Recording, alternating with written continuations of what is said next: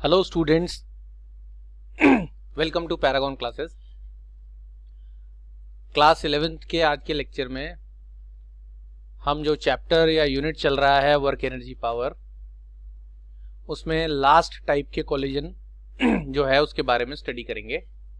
अब तक आपको दो टाइप के कोलिजन्स पढ़ा दिए गए हैं, एक इलास्टिक कोलिजन और एक इन इलास्टिक कोलिजन। अब आपको थर्ड टाइप का कोलिजन पढ़ाया जा रहा है आज। ये है आपके सामने वो थर्ड टाइप का कोलिजन। तो आज जो हम थर्ड टाइप का कोलिजन पढ़ने जा रहे हैं उसका नाम आप जैसा कि देख पा रहे हैं, परफेक्टली इन इलास्टिक कोलिजन। अब ये बाकी कोलिजन से किस तरह डिफरेंट होता है ये आपको दिखाया जाएगा।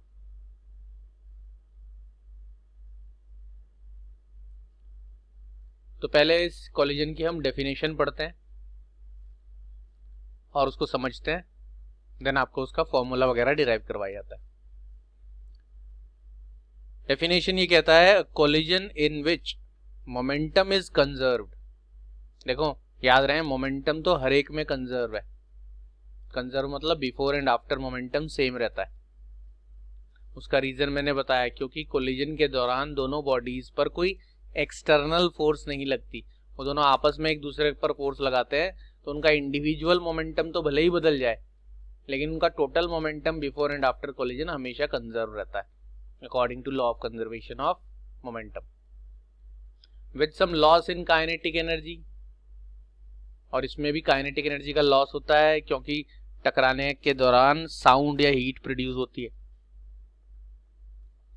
बताया था प्रैक्टिकली हर कोलिजन में जब दो बॉडीज आपस में टक्कर मारती हैं तो साउंड प्रोड्यूस जरूर होता है, हीट प्रोड्यूस जरूर होता है। जो परफेक्ट जो इलास्टिक कोलिजन था जिसमें ऐसा बोल रहे थे कि साउंड और हीट प्रोड्यूस नहीं हुआ, काइनेटिक एनर्जी कंजर्व है, वो एक आइडियल सिचुएशन है, प्रैक्टिकली पॉसिबल नहीं है। तो इसमें पहली बात, मोमेंटम कंजर्व रहता है, काइनेटिक एनर्जी कंजर्व नहीं रहती, लॉस होती है काइनेटिक एनर्जी। बट सबसे इंपॉर्टेंट बात है कि and the colliding bodies stick together and continue to move as a single body along the same straight line after collision is called perfectly elastic collision. Perfectly inelastic. अभी तक आपने पढ़ा था elastic, फिर पढ़ा था इनइलास्टिक, और ये इनइलास्टिक से पहले परफेक्टली लग गया। तो इस कोलिजन की सबसे बड़ी पहचान ये है कि मोमेंटम कंजर्व्ड, यहां लिख देता हूं, momentum conserved, kinetic energy not conserved. Kinetic energy का लॉस हो जाता है, यानी पहली वाली काइनेटिक एनर्जी से कम हो जाती है काइनेटिक एनर्जी। बट जो सबसे इंपॉर्टेंट चीज है, ये तो इलास्टिक में होती है और इन दोनों को मिला के ये दोनों कंबाइंड इन इलास्टिक में होती है। परफेक्टली क्यों लगा है कि कोलिजन के बाद बॉडीज सेपरेट नहीं होती। अब तक आपने जो दो कोलिजन्स पढ़े हैं, इलास्टिक और इन इलास्टिक, उसमें कोलिजन के पहले बॉडीज सेपरेट रहती हैं, कोलिजन होता है, कोलिजन के बाद भी वो सेपरेट हो जाती है, जिसे हम वेलोसिटी ऑफ अप्रोच और वेलोसिटी ऑफ सेपरेशन बोलते थे। जो इन इलास्टिक के पहले ये परफेक्टली लगा है, ये परफेक्टली वर्ड बताता है कि कोलिजन के बाद बॉडीज सेपरेट नहीं होंगी। यानी इस कोलिजन में 3 पॉइंट्स हैं। पहला पॉइंट, मोमेंटम कंजर्व रहेगा बिफोर एंड आफ्टर कोलिजन। दूसरा पॉइंट, काइनेटिक एनर्जी कंजर्व नहीं रहेगी, काइनेटिक एनर्जी का लॉस हो जाएगा, क्योंकि कोलिजन के दौरान कुछ हीट और लाइट प्रोड्यूस होगी। हीट और साउंड कहना चाहिए, लाइट कभी कभी होती है तो चिंगारी निकलती है, बट हीट और साउंड हमेशा होती है। और कोलिजन के बाद बॉडीज सेपरेट नहीं होंगी, दोनों चिपक कर चलेंगी। मैं इसका एग्जांपल आपको बताऊंगा कि ऐसा प्रैक्टिकली कब होता है। एक एग्जांपल या एक एप्लीकेशन आपके सिलेबस में है। तो ये आपको ध्यान रखना है कि कोलिजन के बाद बॉडीज, ये देखो यहां दिखा रहा है, ये ए बॉडी है जिसका मास m1 है, जिसकी वेलोसिटी u1 है, ये बी बॉडी है जिसका मास m2 है, जिसकी वेलोसिटी u2 है। अब ए ने बी को टक्कर मारी यानी कोलिजन हुआ। टक्कर मारने के बाद दोनों चिपक गई हैं। पहले टक्कर मारने से पहले ऐसा होता था, ड्यूरिंग कोलिजन ऐसा होता था, और आफ्टर कोलिजन फिर से दोनों को सेपरेट दिखाया जाता था। लेकिन यहाँ पर कोलिजन के बाद दोनों की कंबाइंड वेलोसिटी एक ही रहेगी, क्योंकि दोनों सेपरेट ही नहीं हो रही, दोनों एक कंबाइंड वेलोसिटी से। क्या लिखा है? Colliding bodies stick together and continue to move as a single body along same straight line after the collision। तो ये दोनों मिलकर एक ही बॉडी बन जाती हैं, चिपक जाती हैं, सेपरेट नहीं होती, और दोनों एक कॉमन वेलोसिटी से आगे बढ़ती हैं। ऐसे कोलिजन को, जिसमें बॉडीज कोलिजन के बाद सेपरेट ना हो, परफेक्टली इन इलास्टिक कोलिजन कहा जाता है। अब इन दोनों की सेपरेट आपको वेलोसिटी नहीं निकालनी, दोनों की कंबाइंड एक ही वेलोसिटी निकालनी है, जो कि निकालना बड़ा ही आसान है। बहुत आसानी से हम फाइंड आउट कर सकते हैं। According to the principle of conservation of momentum, m1u1 plus m2u2, ये कोलिजन से पहले का मोमेंटम है। और कोलिजन के बाद क्या मोमेंटम होगा? m1 plus m2। क्यों ऐसा किया है? क्योंकि दोनों चिपक गई हैं, कंबाइन हो गई हैं, इसलिए total mass m1 plus m2, और दोनों का एक ही वेलोसिटी है। यानी इस कंबाइंड पूरे बॉडी का, ए और बी को मिलाकर ये जो पूरा बनाया है, इसकी एक ही वेलोसिटी है v, दोनों सेम वेलोसिटी जा रही हैं। इसलिए इन दोनों का कंबाइंड मोमेंटम कैसे फाइंड आउट होगा? दोनों का टोटल मास इनटू वेलोसिटी, ये कहलाता है जो पहली चीज है, collision in which momentum is conserved. तो initial momentum is equal to final momentum. तो देयरफॉर v कैसे फाइंड आउट करेंगे? m1 plus m1u1 plus m2u2 divided by m1 plus m2। ये तो बड़ा ही आसान है। आपको बॉडीज का मास हमेशा गिवन होता है, और कोलिजन से पहले उनकी वेलोसिटीज जो होती हैं u1 u2 वो भी हमेशा गिवन होती है। कोलिजन के बाद दोनों की कंबाइंड एक ही वेलोसिटी होगी परफेक्टली इन इलास्टिक कोलिजन में, और वो कंबाइंड एक ही वेलोसिटी आप एक ही लाइन से फाइंड आउट कर सकते हो। अब तक आपको दोनों बॉडीज की वेलोसिटी आफ्टर कोलिजन अलग अलग फाइंड आउट करनी पड़ती थी, v1 और v2, और उसको करने के लिए आपको काफ़ी बड़ी स्टेप्स करने पड़ते थे, काफ़ी इक्वेशंस वगैरह सॉल्व करके, वैल्यू पुट करके, काफ़ी लेंथी डेरिवेशन करना पड़ता था। लेकिन यहाँ आपका जो है वो 2 लाइन में ही काम खत्म हो गया। इससे आप कोलिजन के बाद की दोनों की common combined velocity find out कर सकते हो, अगर आपको दोनों का मास और दोनों के वेलोसिटीज बिफोर कोलिजन दिया गया है, और एक ही लाइन का यूज किया, principal of conservation of momentum. अब हम आपको दिखाते हैं कि ये परफेक्टली इन इलास्टिक कोलिजन, वैसे तो ऐसा बहुत सारे एग्जांपल्स हो सकते हैं जिसमें दो बॉडीज आपस में टक्कर लगती है उनकी, और फिर वो कंबाइन हो जाती हैं, चिपक जाती हैं, और फिर कॉमन वेलोसिटी से आगे बढ़ती है। लेकिन आपके सिलेबस में जो मेन एग्जाम्पल है वो आपको दिखाया जाता है। तो चलते हैं हम इस परफेक्टली इन इलास्टिक कोलिजन के एप्लीकेशन की तरफ। उस एप्लीकेशन पर जाने से पहले बच्चों को एक क्वेश्चन पूछा जा रहा है, ध्यान से सुनो। आपको एक टर्म पढ़ाई गई थी स्मॉल e, जिसका नाम था कोफिशिएंट ऑफ रेस्टिट्यूशन। उसकी वैल्यू 1 होती थी फॉर इलास्टिक कोलिजन। इसका डेफिनेशन क्या होता था और ये वैल्यू क्यों 1 आती थी, ये रीजन सब बताया गया। और इसकी वैल्यू 0 से ग्रेटर देन लेकिन 1 से लेस देन होती थी फॉर इन इलास्टिक कोलिजन। और ये ई क्या होता था? Ratio of velocity of separation to the velocity of approach. आज का आपका टास्क ये है कि आपको ई का वैल्यू बताना है, यानी कोफिशिएंट ऑफ रेस्टिट्यूशन का वैल्यू बताना है for perfectly in elastic collision. बिना नोट्स या बुक देखे पहले खुद से एक बार कोशिश करना, ट्राई करना कि क्या होना चाहिए इस कोफिशिएंट ऑफ रेस्टिट्यूशन यानी स्मॉल ई का value perfectly in elastic collision के लिए। इसकी डेफिनेशन को पढ़ के समझ के और फिर एक बार ट्राई करके देखेंगे। अगर फिर भी ट्राई करने के बाद नहीं आए तो मुझे बताएंगे, मैं एक ही लाइन में समझा दूंगा, क्योंकि बहुत ही एक ही लाइन का आंसर है ये।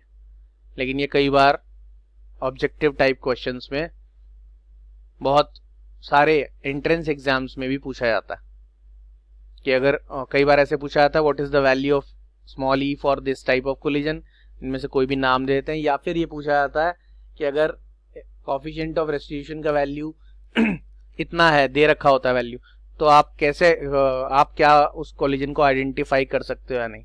You have to identify the type of collision using the value of given value of small E. तो आपको तीनों कोलिजन्स के लिए स्मॉल ई वैल्यू कितना होता है और क्यों, ये पता होना चाहिए।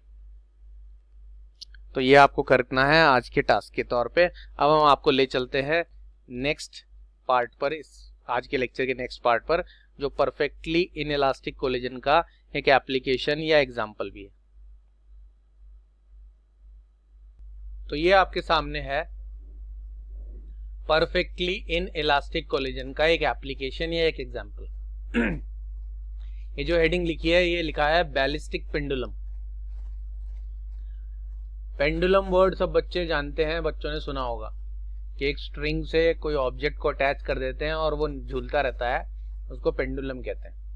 और सिंपल पेंडुलम में ऐसे एक स्ट्रिंग से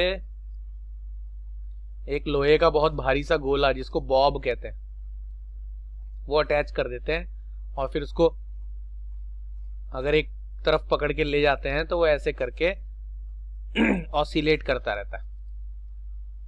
ये आपका सिंपल पेंडुलम कहलाता है। लेकिन यहाँ पेंडुलम वर्ड तो वैसा ही है कि कोई ऑब्जेक्ट को हैंग कर दिया गया है किसी स्ट्रिंग वगैरह से, लेकिन वर्ड यूज किया गया है ballistic pendulum.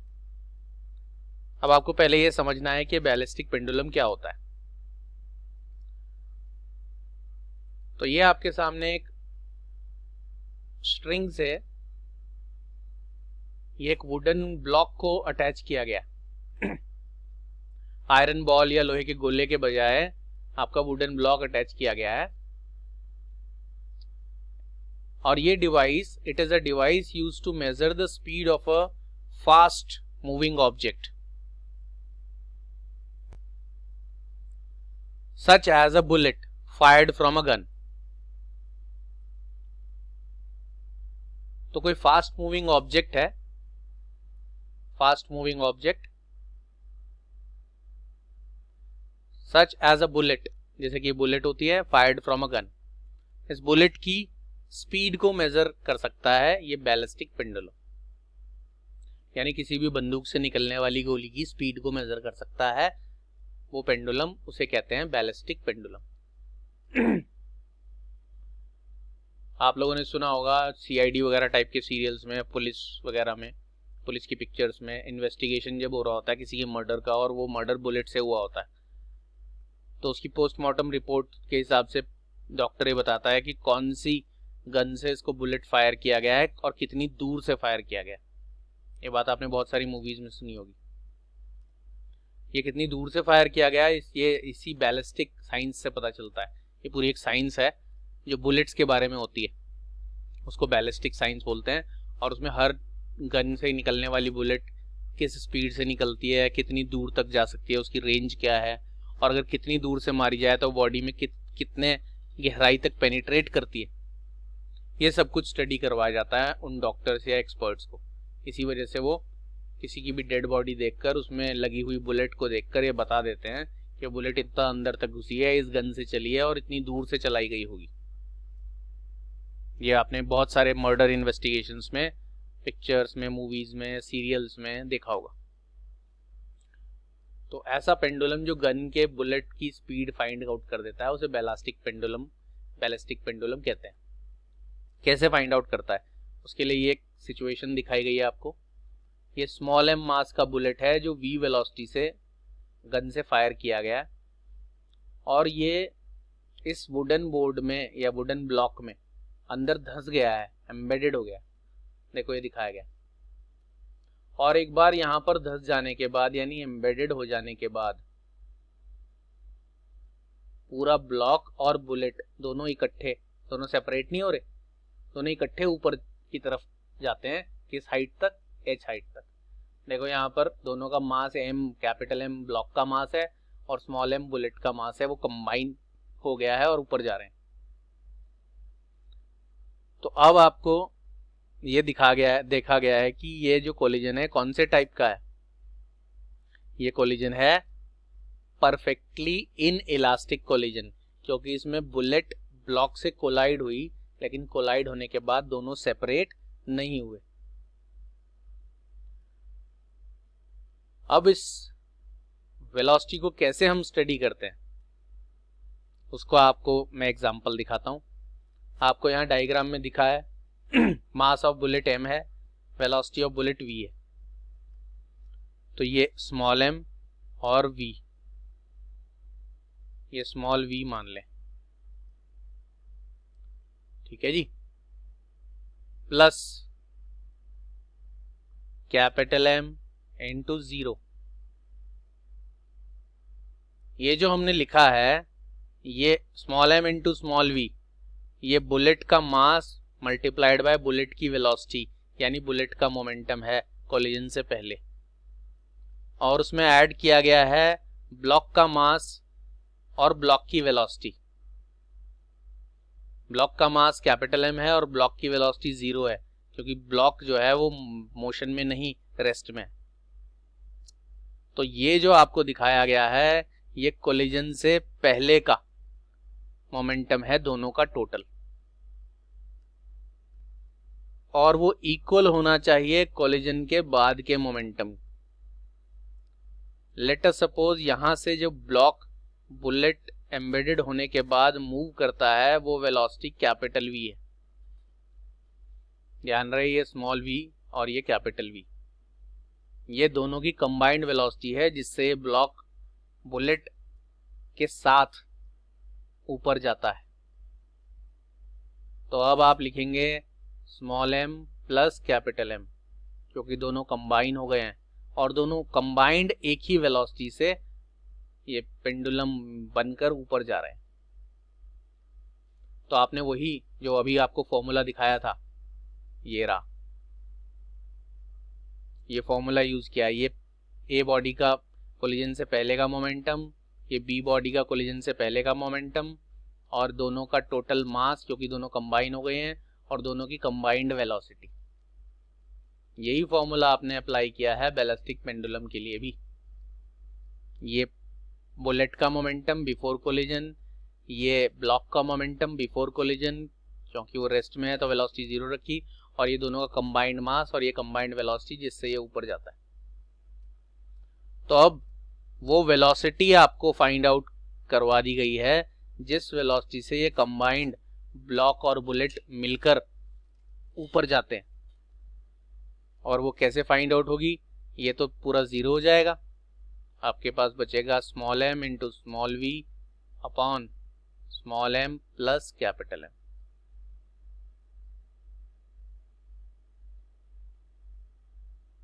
This is the velocity with which the combined system block and bullet rises up, start moving after collision. This is the velocity of the combined system after collision. तो before collision and after collision दोनों का momentum same रखने पर आपको मिल गई है उनकी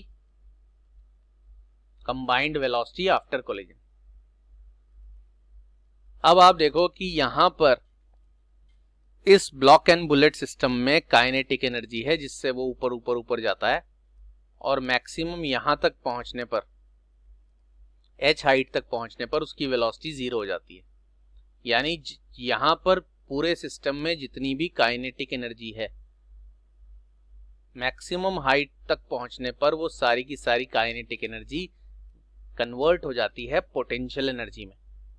ये बात आपको law of conservation of energy में काफी डिटेल में पढ़ाया था कि अगर किसी ऑब्जेक्ट को आप ऊपर की तरफ थ्रो करते हो तो थ्रो करते समय जितनी काइनेटिक एनर्जी है ऊपर जाते जाते वो सब पोटेंशियल एनर्जी में बदलने लगती है और मैक्सिमम हाइट तक पहुंचने पर सारी की सारी पोटेंशियल, सारी की सारी काइनेटिक पोटेंशियल में कन्वर्ट हो जाती है और फिर जब वो अगर वापस नीचे आता है तो वो पोटेंशियल वापस काइनेटिक में बदलती है। तो अकॉर्डिंग टू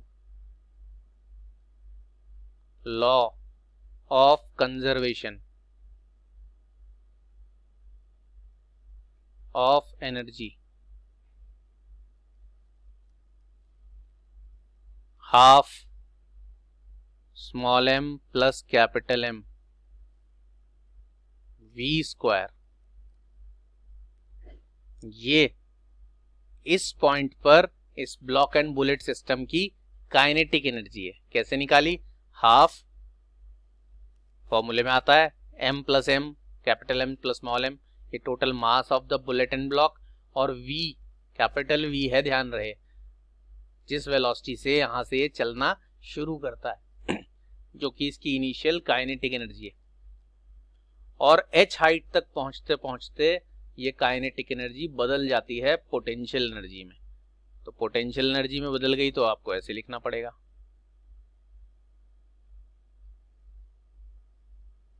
तो the entire kinetic energy at this point gets converted into potential energy at this point when it reaches the maximum height h। अब आप capital M plus small m ये पूरा ब्रैकेट से ब्रैकेट कैंसिल कर दें और आपके पास v, कैपिटल V का जो स्क्वायर है उसकी वैल्यू 2gh आ गई। कैसे आई? v स्क्वायर आपने इधर ही रहने दिया, 2 को आपने इधर मल्टीप्लाई कर दिया। अब आप इस कैपिटल V के दिए गए वैल्यू में ये फाइंड आउट कर चुके हैं, ये पुट कर सकते हैं।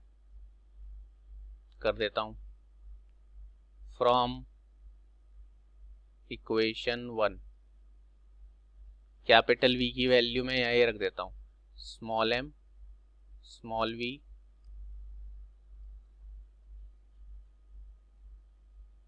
Divided by small m plus capital M, और स्क्वायर है तो स्क्वायर कर ही दिया मैंने और कुछ नहीं किया। कैपिटल V की वैल्यू इक्वेशन फर्स्ट से कैपिटल V की जगह पुट कर दिया, स्क्वायर है तो स्क्वायर किया ही है, इज इक्वल टू 2gh आ गया। और नेक्स्ट लाइन में लिखा है small m small v upon small m plus capital M is equal to under root 2gh आ गया। क्योंकि ये स्क्वायर दूसरी तरफ ट्रांसफर होगा तो आपके पास अंडर रूट 2gh आ जाएगा, दूसरी तरफ का स्क्वायर रूट हो जाएगा। अब और करके हम लिख सकते हैं स्मॉल v की वैल्यू, स्मॉल v की वैल्यू क्या आएगी? Small m plus capital M bracket में लिखते हैं, साथ में अंडर रूट 2gh और divided by small m।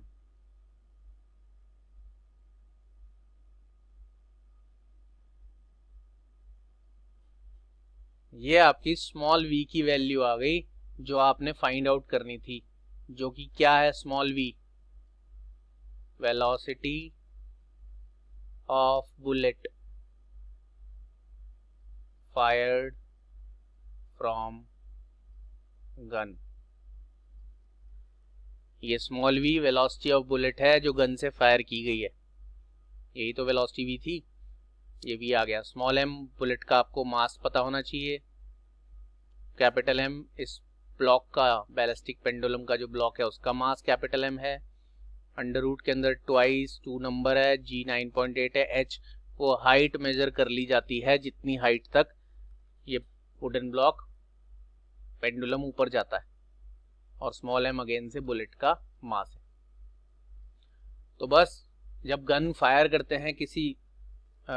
Fire करते हैं कोई बुलेट, वो जिस ब्लॉक में एम्बेडेड हो जाती है, धंस जाती है, वो ब्लॉक कितना ऊपर गया वो एच हाइट हम नोट करते हैं, और उस एच हाइट को यहां पर पुट करते हैं। बुलेट का मास, ब्लॉक का मास पहले से ही हमें पता होता है, जितनी ज्यादा हाइट तक ऊपर गया वो यहां पर पुट करते हैं। उससे हम गन से निकली हुई बुलेट किस वेलोसिटी से आकर टकराई है या किस वेलोसिटी से गन से निकली है वो हम फाइंड आउट कर सकते हैं। तो ये आपका बैलिस्टिक पेंडुलम काफी न्यूमेरिकल्स वगैरह में काम आता है। आपको ये पूरा डेरिवेशन भी आना चाहिए अच्छी तरह, और इसका फॉर्मूला भी याद रहना चाहिए। ये एक अकेला एग्जाम्पल है थ्योरी में आपका, जो इनइलास्टिक कोलिजन का एग्जाम्पल है। परफेक्टली इनइलास्टिक कोलिजन कहना चाहिए, जिसमें टकराने के बाद बॉडीज अलग नहीं होती। तो ये काफी इंपॉर्टेंट है, ये आपको करना है। और इस आर्टिकल के साथ ही आपका work energy power theoretically complete होता है। आपको इसके कुछ बचे हुए क्वेश्चंस हैं, न्यूमेरिकल्स हैं, वो भेजे जाएंगे। और इस चैप्टर के बाद आपका एक नया एक तरह से ब्रांच शुरू होता है डायनेमिक्स का ही, रोटेशनल मोशन। वो यूनिट नया है, वो आपका स्टार्ट करवाया जाएगा। लेकिन उससे पहले अब तक जो न्यूमेरिकल क्वेश्चंस आपको भेजे गए, उसमें अब तक की जो प्रॉब्लम्स या क्वेश्चंस बच्चे नहीं कर पाए हैं, पहले उनके सॉल्यूशंस बच्चों को सेंड किए जाएंगे, उनके लेक्चर्स बना दिए जाएंगे, तो वो आपको मिलते रहेंगे। वो प्रॉब्लम के सॉल्यूशंस फिनिश हो जाने के बाद हम नया यूनिट स्टार्ट करेंगे, रोटेशनल मोशन। तो आज का लेक्चर इस यूनिट के फिनिश होने के साथ हम कंप्लीट करते हैं। अब मुलाकात होगी नेक्स्ट लेक्चर में। तब तक के लिए good bye and good luck, take care. Work energy power is completed.